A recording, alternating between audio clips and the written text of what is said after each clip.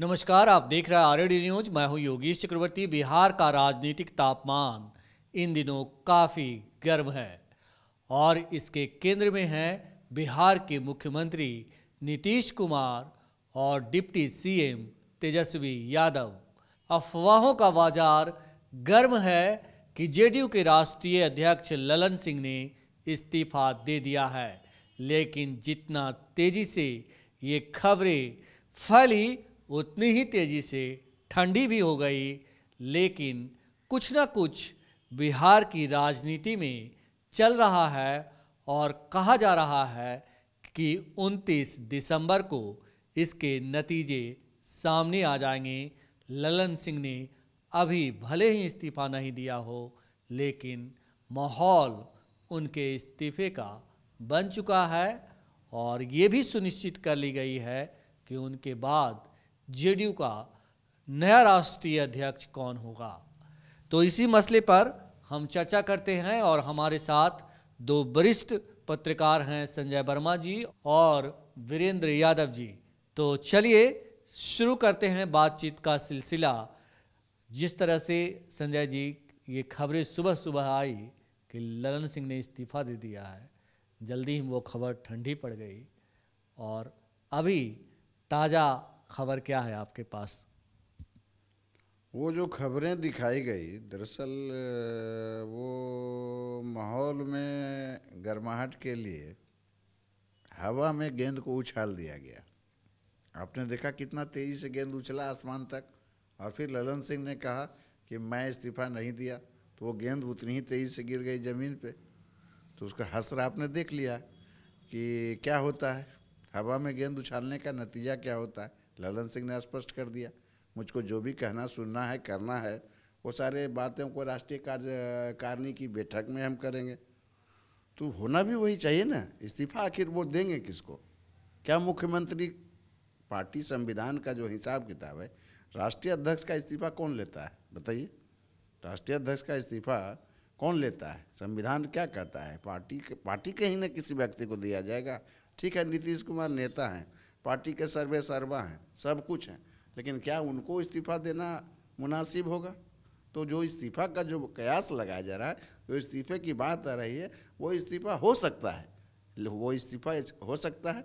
और इसकी पूरी संभावना है कि जो 29 तारीख को दिल्ली में जो राष्ट्रीय कार्यकारिणी के बाद जो क्या बोलते हैं, कार्य समिति या कार्य परिषद है, उसमें उनका जो है इस्तीफा का घोषणा हो जाएगा। इसमें कहाँ दिक्कत है? और जब उनके सब इस्तीफे की घोषणा होगी तब अध्यक्ष कौन बनेगा, यह भी एक सवाल उठता है। तो निश्चित तौर पे अब जो है उसका जो है कमान नीतीश कुमार मुख्यमंत्री बिहार स्वयं लेंगे, ये पूरी संभावना है। यह कयासबाजी है कि फलाने को या रामनाथ ठाकुर को या किसी को वो जो है अध्यक्ष बनाने जा रहे हैं, ऐसा कुछ नहीं है। नीतीश कुमार अपनी पार्टी पर पूरी तरह से अपना पकड़ मजबूत करके रखना चाहते हैं, चूँकि उनको आने वाले समय में बहुत सारा कार्य करना है, राजनीतिक फैसले लेने हैं, राजनीतिक निर्णय लेने हैं, पार्लियामेंट के चुनाव हैं, सीटों का बंटवारा होना है, उसके बाद सीट एडजस्टमेंट की बात है, फिर इंडिया में रहेंगे तो फिर इंडिया में कैसे सीटों का एडजस्टमेंट होगा, और भी कई बातें हैं। इनके अलावा जो हमारे सोर्सेस हैं वो बताते हैं कि ललन सिंह का जो इस्तीफ़ा हो रहा है वो इसलिए भी ज़रूरी हो गया है कि कई चीज़ों में ललन सिंह एक बाधक के तौर पर उभर कर आए हैं। जैसे उपेंद्र कुशवाहा, उनसे बात चल रही है पार्टी की, वो आना चाहते हैं लेकिन वो कसम में है, आज तक वो कसम में है, तो ये निपटारा ज़रूरी था। दूसरी बात, आरसीपी सिंह की भी चर्चा होती है कि आरसीपी सिंह की भी बात जनता दल यू के नीतीश कुमार के बहुत ही नज़दीकी जो एमएलसी हैं संजय गांधी जी, उनके माध्यम से आरसीपी सिंह से भी संवाद हुआ। तो ये सारा जो है पार्टी को मजबूत करने के लिए, चाहे उपेंद्र कुशवाहा का मामला हो, चाहे आरसीपी सिंह का मामला हो, चाहे पार्टी के अंदरूनी जो है सो मतलब कि लोकतंत्र का मामला, ये बताइए कि ललन सिंह के रहते हुए ही न कई बड़े बड़े दिग्गजों ने छोड़ दिया था पार्टी। उपेंद्र कुशवाहा उनमें ही थे, आरसीपी सिंह उनमें ही थे। ये लोगों ने क्यों छोड़ दिया था पार्टी बताइए? पार्टी छोड़ा इसलिए कि उनको जो है ललन सिंह ने मजबूर कर दिया। नतीजा हुआ कि जो पार्टी का राष्ट्रीय अध्यक्ष रहा हुआ व्यक्ति, उसको भी पार्टी से निकालना पड़ा। पार्टी के जो वीरेंद्र यादव जी से जानते हैं कि क्या जो जेडीयू है वो एक नया इतिहास लिखने की तैयारी में है। जो उपेंद्र कुशवाहा इससे पहले भी कई बार छोड़ के जा चुके हैं, आरसीपी सिंह बहुत ही मतलब सीएम को बेआबरू किए और बेआबरू हुए हैं, तो इस तरह से क्या इनके लौटने की अटकलें और इस वजह से ललन सिंह का इस्तीफा, इसमें आपको कहीं दम दिखता है? एक तो ललन सिंह इस्तीफा दिया नहीं है, खुद उन्होंने कहा, तो इस्तीफा का कोई मतलब नहीं है। इस्तीफा की खबरें चली, उड़ी गई, ख़त्म हो गई। कुछ एजेंडा होगा मीडिया वालों का, या खबर कुछ नहीं होगी तो लगा दिया होगा कि इस्तीफा दे दिए हैं, उसको कोई मतलब नहीं है। लेकिन ये जरूर है कि नीतीश कुमार जी की पार्टी में पकड़ पहले भी थी, आज भी है, लेकिन उसका स्वरूप बदलता रहा है। कभी सीधे अध्यक्ष के रूप में पार्टी में कमांड रखा, कभी किसी न किसी के माध्यम से रखा। लेकिन इस पार्टी का दुर्भाग्य ये रहा है कि जो भी अध्यक्ष पद पर गया है ना, उसकी दुर्गति हो गई है। चाहे वो क्या नाम है, जॉर्ज फर्नांडिस हो, शरद यादव हो, ललन सिंह की, आरसीपी सिंह देख ही रहे हैं, ललन सिंह की चर्चा शुरू हो गई है, भले कितना सच झूठ नहीं जानते हो। नीतीश जी खुद जब राष्ट्रीय अध्यक्ष बने तो पार्टी चल गई तीसरे स्थान पे। तो मतलब उस जो भी पद पे गया है ना, तो उसका प्रभाव शुरू हो गया है। नीतीश जी की पकड़ कमजोर कम हुई 2020 के बाद से। आरसीपी सिंह विद्रोही हो गए, उनके आगे बढ़िए, उपेंद्र कुशवाहा आए गए। अब खुद नीतीश जी बहुत कमज़ोर हो गए हैं पॉलिटिकल ये अन्य गतिविधियों में। लगता है कि बहुत पार्टी में पकड़ नहीं है इनकी, बहुत कुछ सिस्टम पे बहुत ज़्यादा पकड़ नहीं बहुत है। इस तरह हाई कर्म कई मामलों में कमज़ोर दिख रहे हैं नीतीश कुमार जी। तो अध्यक्ष पद पर जाने वाला हर व्यक्ति का प्रभाव शुरू रहता है। अब पार्टी का प्रभाव धीरे धीरे देख ही रहे हैं कहाँ तक पहुँच गई पार्टी। तो आगे क्या होगा नहीं कह सकते, लेकिन 29 तारीख की जो बैठक हो रही है जदयू की दिल्ली में, तो कुछ ना कुछ ऐसा ही होगा कि नीतीश कुमार को पार्टी का मूर्ति बना दिया जाए कि भाई आप ही गुरु ब्रह्मा, गुरु देवा, गुरु महेश्वर, सब आप ही रहिए, लेकिन करिए कुछ मत आप, करेंगे कोई और लोग, जो भी दूसरे लोग होंगे। नीतीश का नई मतलब पार्टी में नीतीश जी का नए सिरे से प्रतिस्थापन हो रहा है कि भूमिकाहीन सबसे बड़ा पद, भूमिकाहीन सबसे बड़ा पद। और इस पद में जैसा कि वीरेंद्र जी ने कहा कि वो उनकी प्राण प्रतिष्ठा जो है कर दी जाएगी 29 दिसंबर को। इसके साथ ही उन्होंने ये भी कहा कि जो भी गया है वो अध्यक्ष के पद पर, वो पार्टी को चला नहीं पाया सही से, उसका प्रभाव ही हुआ है। तो इस तरह से अगर नीतीश कुमार जी को स्थापित कर दिया जाता है और जैसा कि वीरेंद्र जी कह रहे हैं कि दूसरे कोई संभालेंगे, उनके कामकाज को देखेंगे, तो इससे जुड़ी हुई कुछ बातें है ऐसा हवा में? नहीं, ये जो आप पराभव की बात कर रहे हैं, समता पार्टी बनी थी 1994 में, जॉर्ज फर्नांडिस अध्यक्ष थे, राष्ट्रीय अध्यक्ष, तो 7 सीट लेकर आई थी। फिर बाद में जनता दल यू बना, उसके राष्ट्रीय अध्यक्ष जॉर्ज फर्नांडिस बने, तो 7 से सीटें कितनी हो गई, कई गुनी ज़्यादा हो गई। फिर उसके बाद शरद यादव भी बने, उसके बाद फिर सरकार बन गई। तो ये पराभव का कहाँ प्रश्न उठता है? ये तो पार्टी उत्तरोत्तर जो है सो प्रगति करते ही चली गई। इसलिए मैं नहीं मानता हूँ कि पार्टी का जो अध्यक्ष का पद अशुभ है या जो उस पर बैठते हैं वो अशुभ हो जाते हैं या फिर उनका दुर्गति हो जाती है, ऐसा कहाँ कुछ है। ये दुर्गति का कहाँ मसला आ रहा है? चर्चा इस पे भी नहीं कर रहे हैं। एक चीज बताइए संजय वर्मा जी कि 29 दिसंबर को क्या कुछ होने वाला है जेडीयू के अंदर? क्या इससे आरजेडी भी प्रभावित होगी या पूरी बिहार की राजनीति प्रभावित होगी? निश्चित आरजेडी भी प्रभावित होगी, बिहार की राजनीति भी प्रभावित होगी और देश की भी राजनीति प्रभावित होगी। राष्ट्रीय कार्य परिषद में सबसे जो पहला मुद्दा है वो है ललन सिंह का इस्तीफा। उनका इस्तीफा दिया जाएगा, उनको स्वीकार किया जाएगा, देन एक प्रस्ताव आएगा और नीतीश कुमार जी पार्टी के राष्ट्रीय अध्यक्ष सर्वसम्मति से चुने जाएंगे। ये जो मूर्ति कह रहे हैं, तो मूर्ति बिठाया जाता है, यहाँ बैठने की बात नहीं, यहाँ चुनने की बात है। तो वहाँ देश के सारे जो कार्य समिति के लोग रहेंगे, उन लोगों के बीच में चुना जाना है। इसलिए उस दिन नीतीश कुमार राष्ट्रीय अध्यक्ष चुने जाएंगे। आगे की बात मैं बता दूं कि चूंकि नीतीश कुमार जी बिहार के मुख्यमंत्री भी हैं, तो जो है सो वो हर जो इंडिया में रहते हुए जो मीटिंग अटेंड करने की बात आती है या फिर और भी कई कार्यों की बात आती है, उस कार्य के मुतल्लिक मुझको जो जानकारी है, ये नाम तो चला था रामनाथ ठाकुर जी का कि राष्ट्रीय अध्यक्ष बनाया जाएगा, लेकिन ये सारी फजूल की बातें थी। मुझको जो जानकारी है कि जो है अभी जो मिनिस्टर हैं विजय चौधरी जी, उनके मित्र भी हैं, उनके कैलिग भी कहे जाते हैं, उनके किचन पार्टनर भी कहे जाते हैं, वो एक कार्यकारी अध्यक्ष के तौर पर कार्य करेंगे, नियुक्त होंगे। तीसरा मसला है एजेंडा तय करना। एजेंडा तय करना तो जैसा कि पहले भी कहा गया था कि नीतीश कुमार ने जो है चुनाव का एजेंडा तय कर दिया है, वो जातीय जनगणना जो कुछ भी किया गया है उसको प्रमुखता से उछाला जाएगा, पूरे बिहार नहीं पूरे देश के अंदर वो इस तरह का एक फैसला वहाँ ये भी होना है। और भी कई मसले हैं। बिहार के अंदर नौकरियाँ जो दी गई, उन नौकरियों को आज भी आपने देखा कि बहुत दिन से लोग सोच भी नहीं पा रहे थे कि जो है सो राज्यकर्मी का दर्जा मिलेगा।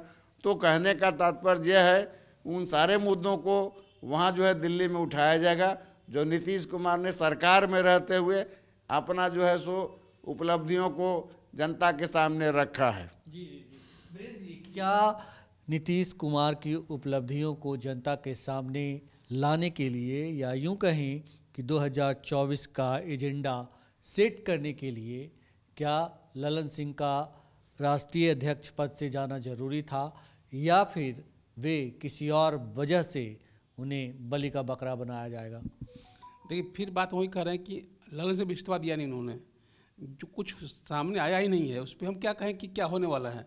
लेकिन ये सही बात है कि जो राष्ट्रीय कार्यकारिणी हो रही है उसमें नीतीश कुमार के कामों की नए सिरे से ब्रांडिंग होगी कि नीतीश ने क्या क्या किया पिछले 20 सालों में, कभी जब भाजपा के साथ कभी आरडी से मिल के। अभी जो लगातार नौकरियों की जो बाढ़ है बिहार में, चाहे शिक्षक की नौकरी हो, चाहे विभिन्न विभागों की नौकरियाँ हो, विभिन्न आयोग जो नौकरियाँ कर रही हैं, उसकी ब्रांडिंग होगी भाई हमने जितने कम में इतने काम किया। जैसे 10 लाख की नौकरी बात करते तेजस्वी यादव, और तेजस्वी बात नहीं करते 10 लाख की। अब नीतीश कुमार बात करते हैं कि हमने 10 लाख की वादा किया था और हम नौकरी दे रहे हैं, और दिख भी रहा है। नंबर ऑफ नौकरी जड़ बढ़ रहा है। राज्यकर्मी के दर्जा वाला मामला बता रहे थे संजय जी, जो मिलने की बात है। ये सब इन चीज़ों की ब्रांडिंग होगी ना कि भाई हम नीतीश कुमार का खास क्या है। नीतीश जी की जो अगर विभिन्न पदों के रेस में लोग शामिल हैं तो उनकी जिस पद पर बैठे हो उनकी योग्यता क्या है, वहाँ क्या उपलब्धि क्या उनकी है, तो पूरी उनकी ब्रांडिंग होगी। लेकिन ललन सिंह के रहते हुए क्या ये संभव नहीं था? देखिए, आप कह रहे हैं कि ललन सिंह हटे नहीं, लेकिन ये तो दावा किया जा रहा है, अफवाहों का बाजार तो गर्म है। जिस हटे को बताएंगे हम, जब जो हटे से क्या कोई मतलब नहीं कि हटेंगे देखा जाएगा क्यों हटे, क्या हटे क्या हुआ। लेकिन आज की तारीख में पार्टी का ललन सिंह है, वो हटाएंगे जाएंगे या नहीं हटाएंगे, वो निर्णय नीतीश कुमार करना है, राष्ट्रीय कार्यकारिणी करना है। ये हम और आप यहाँ बैठे नहीं कर सकते। उनको हटा दिया गया, उन्हें निकाल दिया गया, धक्का दिया गया, लतिया दिया गया। जब होगा तो होगा। आज की तारीख में पार्टी का अध्यक्ष ललन सिंह है, उसी पार्टी के नेता नीतीश कुमार हैं। कल नीतीश कुमार अध्यक्ष बन जा सकते हैं, लेकिन ललन सिंह को हटा दिया गया। हम इससे सहमत नहीं है कि जब हटेंगे तो कहा जाएगा हटाया जाएगा। ललन सिंह को हटा दिया गया या हटा दिया जाएगा, इस सवाल का कोई मतलब नहीं है अभी, क्योंकि उन्होंने स्पष्ट कर दिया है, साफ कर दिया है कि उन्होंने इस्तीफा नहीं दिया है। फिर कयासों का बाजार गर्म क्यों है? संजय जी, आप क्यों ये कह रहे हैं कि 29 तारीख को जो है नीतीश कुमार की ताजपोशी हो जाएगी राष्ट्रीय अध्यक्ष के पद पे? क्या अगर नीतीश कुमार की ताजपोशी होती है तो फिर ललन सिंह की बलि क्यों? ये मसला बलि का नहीं है। मैंने क्या कहा, नीतीश कुमार जो है पार्टी को मजबूत करने के लिए, पार्टी को और विशाल बनाने के लिए, संगठन को मजबूत करने के लिए उन्होंने महसूसा है ये कई मामलों में ललन सिंह के राष्ट्रीय अध्यक्ष रहते हुए वो संभव नहीं है। मैंने क्या कहा, उपेंद्र कुशवाहा वो आना चाह रहे हैं, उनके साथ संवाद चल रहा है, उसमें बाधक हैं ललन सिंह। आरसीपी सिंह मैंने बता दिया कि कैसे संवाद चल रहा है, वो भी बाधा है। और यह भी जान लीजिए कि ललन सिंह के रहते हुए पुराने कई जो है जदयू के नेता बाहर हो चुके हैं, और उसके मूल के में कारण में ललन सिंह ही रहे हैं। इसलिए ललन सिंह का इस्तीफा, मैं बार बार कह रहा हूँ कि राष्ट्रीय कार्यकारिणी की बैठक जो दिल्ली में बुलाई गई है, वैसे तो मीटिंग बुलाने का कोई औचित्य नहीं होता है, लेकिन आप जानते हैं इलेक्शन कमीशन का एक नियम फॉलो किया जाता है कि हर 6 महीने पर राष्ट्रीय कार्यकारिणी की बैठक होनी चाहिए। तो उस दृष्टिकोण से अगर देखा जाए तो एक फॉर्मल मीटिंग है जिसका कोई बहुत महत्व नहीं रखता, लेकिन अब महत्व इसलिए हो गया है कि वो जो है मीटिंग पटना में ना हो करके वो दिल्ली में हो रही है, और दिल्ली में हो रही है तो दिल्ली से एक मैसेज देना है। आप इसको इस रूप में भी देखें कि इंडिया में अभी हैं, आगे क्या करेंगे मुझको नहीं पता है। बीजेपी के प्रति जितना एग्रेसिव होकर पार्लियामेंट में ललन सिंह ने बयान दिया, या बीजेपी के विरोध में जितना हद तक उन्होंने अपनी बात को रखा, तो दूसरा राजनीति संभावनाओं का द्वार है। अगर कल को बीजेपी के साथ नीतीश कुमार को समझौता करना पड़ेगा तो फिर ललन सिंह बीच में रहेंगे, तो कैसे समझौता होगा मुझको यह बता दीजिए। वो भी एक फैक्टर, बड़ा फैक्टर है। मैंने जो जानकारी ली है उसमें जानकारी यह भी है, आप देख रहे हैं कि सरकार बहुत तेज़ी से अपनी जो है कि नहीं घोषणाओं पर अमल कर रही है। क्यों कर रही है? ये हड़बड़ाहट क्या शो कर रहा है? आज राज्यकर्मी का दर्जा, आज कैबिनेट में कई फैसले हुए हैं, ये बड़े फैसले हैं, और भी कई फैसले हुए हैं। आने वाले समय में और भी बड़े बड़े फैसले देखने को मिलेगा। मुझको जो जानकारी है कि नीतीश कुमार पार्लियामेंट चुनाव के साथ असेंबली का भी चुनाव कराने का मन बना लिए हैं। इसलिए जो है सो उसमें भी ललन सिंह के अध्यक्ष रहते हुए बाधा उत्पन्न हो सकती थी। इसलिए जो है सो वो ज़रूरी है कि बिना ठिकाना लगाए हुए किसी को आप अपने मन की बात नहीं कर सकते हैं। और मुझको लगता है इन्हीं सब वजहों से, इन्हीं सब कारणों से ललन सिंह की विदाई बिल्कुल तय है। ललन सिंह की विदाई तय है, और कहा जा रहा है कि नीतीश कुमार जेडीयू को ताकतवर बनाना चाहते हैं, उसे और मजबूत बनाना चाहते हैं, संगठन को और विस्तार देना चाहते हैं, और इसीलिए ललन सिंह की विदाई चाहते हैं, क्योंकि वो कई कामों में ऑब्स्टेकल का काम कर रहे थे। लिहाजा 29 दिसंबर को ललन सिंह की विदाई, जैसा कि संजय जी ने कहा कि तय है, लेकिन ये तो 29 दिसंबर को ही पता चलेगा। फिलहाल इतना ही। अगर आपको हमारा ये डिस्कशन अच्छा लगा हो तो आप मुझे फेसबुक पर फॉलो करें, यूट्यूब पर सब्सक्राइब करें, ज़्यादा से ज़्यादा लाइक करें और शेयर करना तो मित्रों बिल्कुल नहीं भूलें। धन्यवाद।